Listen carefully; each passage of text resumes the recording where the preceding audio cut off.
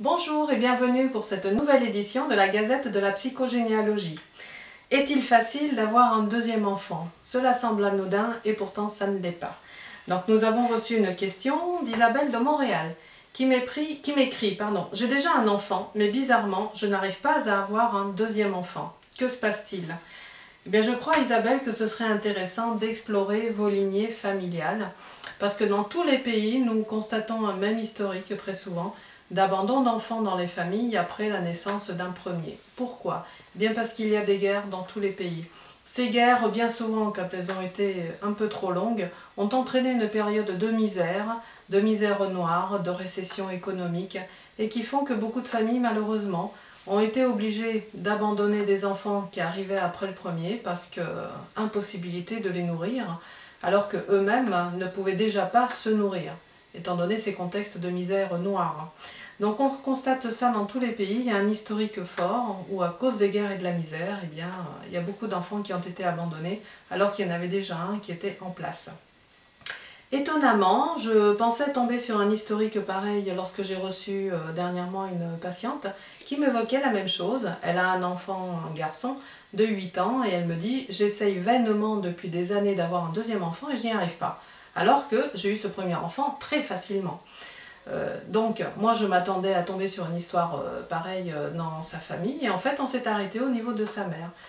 Sa mère qui lorsqu'elle est née était la deuxième enfant de sa famille, elle a été élevée sans problème avec sa famille, simplement arrivée à l'âge de 6 ans, sa propre mère a décidé de la prêter à une tante qui était stérile et se lamentait de ne jamais avoir d'enfant. Donc cette femme a prêté sa fille de 6 ans à cette tante qui a élevé l'enfant. Simplement l'enfant est parti dans une colère noire de ne pas avoir été consulté pour avoir été prêté à cette tante. Si bien qu'il s'est ensuivi plusieurs années de rébellion de la part de cet enfant. Arrivé à l'âge de 14 ans, eh bien l'oncle et la tante n'en pouvaient plus et ont préféré la renvoyer dans son foyer d'origine. Donc pour cet enfant, cette adolescente à ce moment-là, elle se disait à l'âge de 6 ans déjà j'ai été arrachée à mon foyer familial, à l'âge de 14 ans on me demande toujours pas mon avis, on me renvoie dans ce foyer, mais qu'est-ce que je suis, qu'est-ce que je représente?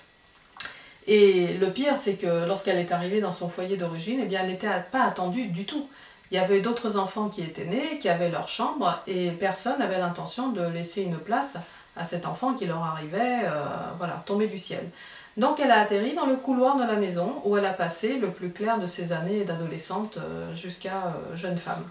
Son seul rêve a été de partir de cette famille où elle n'était pas accueillie, pas désirée, rien. C'est ce qui lui est arrivé, elle a rencontré un jeune homme, elle s'est mariée avec et donc elle a eu son premier enfant. Et qu'est-ce qu'elle s'est dit? Eh bien moi je ne ferai pas comme mes parents, moi j'aurai un enfant et c'est tout. Je l'élèverai, je le garderai et cet enfant-là au moins il sera heureux. Parce qu'à quoi ça sert de faire des enfants si c'est pour les rendre malheureux et faire souffrir? Et cet enfant était ma patiente, qui elle-même donc a un enfant, essaye d'en avoir un deuxième et n'y arrive pas. Pourquoi? Eh bien bloquée par cette mémoire de sa mère. Donc sous hypnose, nous avons mis la mémoire de la mère en paix, également ses parents. À partir de là, ma patiente a été en paix également. Le mois suivant, elle est tombée enceinte. Et donc elle a pu donner le jour à un deuxième enfant comme elle le souhaitait et qui a été élevé avec beaucoup d'amour. Voilà, donc pour ce volet, maintenant le prochain sera élever seul un enfant, est-ce une fatalité? Si évidemment vous êtes dans ce cas, vous pouvez m'envoyer vos questions. J'y répondrai lors de la prochaine vidéo. Vous pouvez m'envoyer votre question dans l'email qui s'affiche bien entendu. Par ailleurs, je vous rappelle la sortie très prochaine d'une méthode d'accompagnement qui va s'adresser aux femmes qui ont été abusées petites par un homme de la famille. Donc cette méthode d'accompagnement se propose de les sortir des douleurs de l'inceste. Si vous êtes dans ce cas, vous pouvez déjà aussi m'envoyer vos questions. Donc vous pouvez m'envoyer tout ça au mail qui s'affiche, vous pouvez vous abonner à ma chaîne YouTube, à ma page Facebook et à la newsletter mensuelle qui est dans mon site internet. Tous les liens vont s'afficher à l'écran. Également, sous la vidéo, dans le descriptif, vous retrouverez tout cela, vous n'avez plus qu'à cliquer. Eh bien écoutez, je vous remercie de votre fidélité, de vos encouragements et je vous dis à la prochaine vidéo, élever seul un enfant, est-ce une fatalité? Je vous embrasse et à très bientôt. Au revoir.